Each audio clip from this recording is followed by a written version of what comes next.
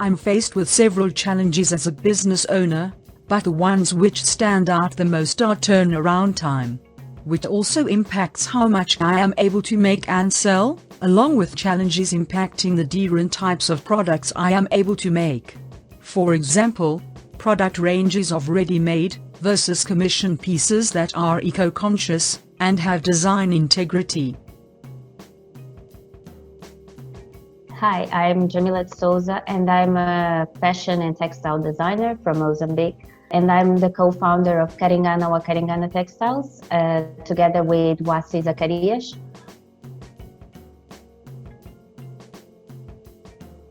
I think one of the things that is very, very important is to have a formula. But that formula sometimes does not mean that you have to take it from outside. It means that you have to create your own way, your methodology. So finding the cost of the materials, finding a right price for your time is crucial. And from there, you have to build on and then tell your clients, well, this is how much this costs and this is how much the material costs.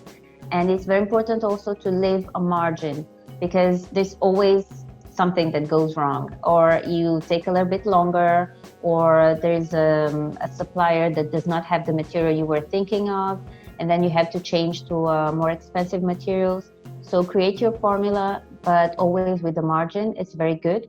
And as you also do in construction, when you say it will take 3 weeks, and then you always have a margin of 1 extra week. So that time in advance, it's actually preferable. And then you can deliver before, but then at least you allowed yourself to have that extra time. One thing that she mentions a lot is that sometimes her target audience is not responding to the price tag she puts.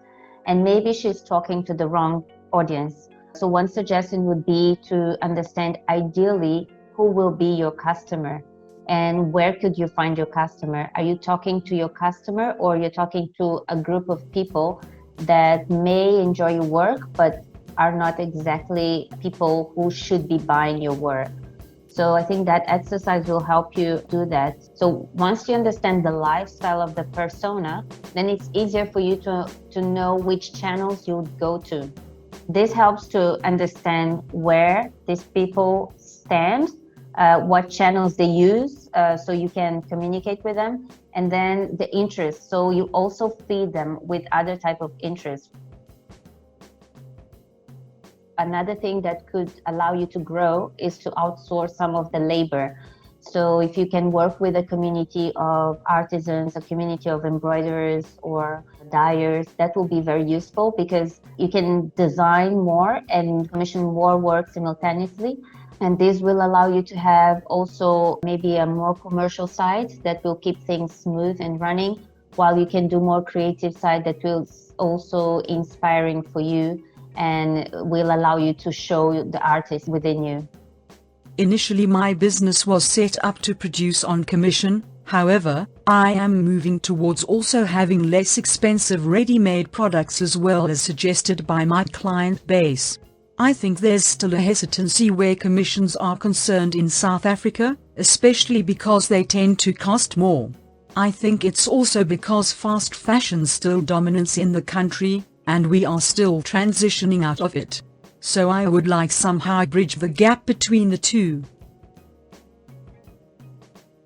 One way you could balance the artistic integrity and at the same time keep your business will be to have, as Tainiko mentioned, have a second line, which is more commercial.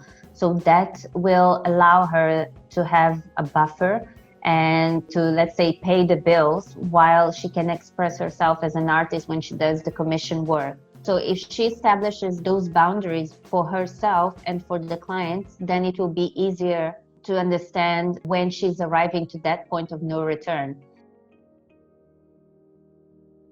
So my other challenges have to do with service providers, finding people who I can trust and rely on during the production phase, which has been made even more difficult since the outbreak of COVID. Not having a network of reliable service providers also has an impact on my overall production time, because if there is a broken chain in production, This has an effect on the whole process.